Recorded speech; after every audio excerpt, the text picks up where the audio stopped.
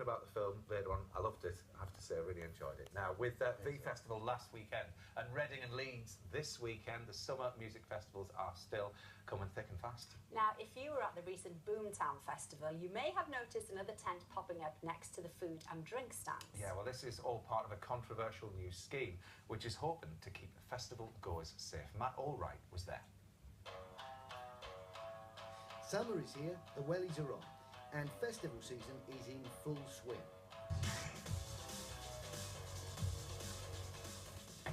And festivals have never been more popular. Nearly 4 million people went to one in the UK last year. Listening to live music, sleeping in a cheap tent and hanging out with your mates brings a lifetime of memories for most.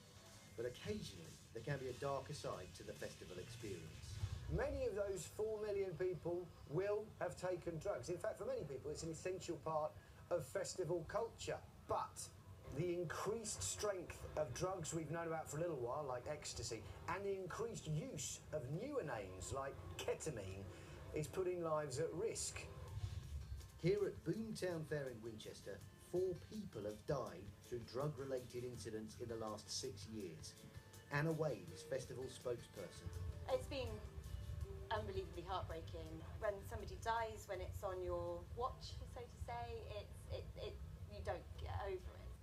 Drugs and festivals have gone hand in hand. That's nothing new. So what do you think's changed now? I think it's probably the strength of the drugs, and if people aren't aware of that, then they're unaware of the strain and the danger that they're putting their bodies in.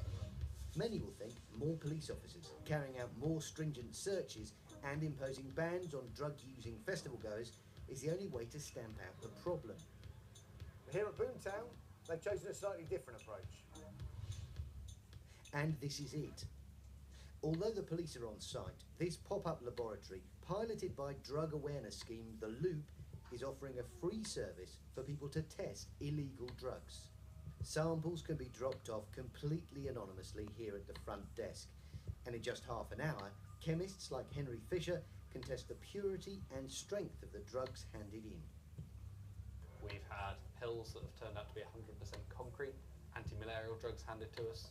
They could end up in hospital taking something like that, or worse. But it's here, in the counselling tent, where the Loop co-founder, Fiona Measham, believes the most important part of the service takes place. So we would talk to them about concerns about high-strength pills, about what an average dose will be for an average-sized person, whether they're experienced, whether they've got high or low tolerance, those sorts of issues. People at home will be saying drugs are illegal, it should be zero tolerance, that you may be in some way enabling people here. At the beginning and the end of this counselling session, they were told that drugs are illegal, all drugs carry risks, there's no such thing as safe drug use, and that the Loop doesn't encourage or condone any drug use. This is a pragmatic harm reduction response to the fact that people will buy drugs. When people leave this, we're hoping that actually we're helping to reduce harm on site. But what do those partying at Boomtown make of it all? Do you think it's a good idea, or do you think it's a bad idea? 100% a good idea. I think it's better to have it than to not have it, but you don't really want to encourage it at the same time. It's definitely pushing the boundaries a bit, but I think it's in the right way. Over the next 4 days, the Loop team here will test around 1,000 substances. This festival goer has just picked up the results from a sample she had tested earlier. She's asked to remain anonymous. It was ecstasy, MDMA, that I thought it was going to be, and from what I took from there, I'm definitely going to take a slightly smaller amount than what I normally would, just because it's strong.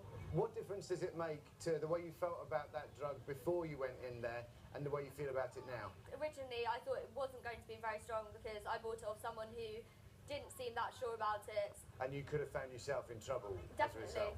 Feel really glad that I've gone to the tent and got it all tested. So, she has been reassured. But drug testing can't guarantee her safety. And although today she won't get in any trouble for it, what she'll be taking is illegal. Anna from Boomtown still hopes this controversial scheme will help. You just have to acknowledge that drugs are in existence at festivals, at city centres, at nightclubs, that, people's homes, and it's moving that conversation on from don't do it, just say no, to okay, some people may choose that as a life choice. Let's see what we can do to support them through that, to reduce harm and to make sure that people don't die through it. Well, Matt is here now. Now, obviously, we're not condoning drugs, but the intention of these facility testing sites is to, well, save lives. So are they working? Well, you've got to put it in context. Last year, 2016, we saw the most drug-related, ecstasy-related deaths in this country, 63. You know, that's after the great furore there was in the late 80s, early 90s. Actually, last year, more ecstasy deaths than we've ever had before. So you put that into context, then you've got 2,000 people turning up at Boomtown and presenting their drugs. Of those, between 10 and 20% then handed over the whole stash to be destroyed. So people are saying, actually, after what you've told me, I don't want anything to do with this. They also identified a very dangerous substance, which I'm going to have to look at my notes for, N-ethyl pentylone. As a substance that was there at Boomtown. They were able to get the warning out that it's in a specific type of pill, and again, they would look at that as being, you know, very important and a big success. And I mean, this is a very interesting and kind of intriguing relationship that they must have with the police, because obviously the police know this is going on, and yet they're kind of just letting it go ahead. Well, they're not really, because they are enforcing on the site. So if you go to Boomtown, you'll see the police there in numbers. They're there on the entrance gates. There are sniffer dogs on the entrance gate. They're trying to stop the drugs getting in the first place, but they're being realistic there, and they're saying, well, once they're in, what can we do to minimise the harm that they're going to cause to people, to make sure people can get home safe? And therefore the police do sort of just leave other areas, they enforce in other areas of the festival and leave that area alone. Yeah, so if it's working then, will there be these testing facilities in all festivals? Well, certainly it's the Loop, the organisation that are doing this, are intending to be in more festivals next year. But it's quite a difficult process to get agreement from the local authority, the event itself, from the police and from the public health authority. So a lot of people have to be on side to be able to make this thing happen. But it's happening in other countries, certainly. Sweden, Spain, Austria, and the Netherlands, as you might expect, are way ahead of the game.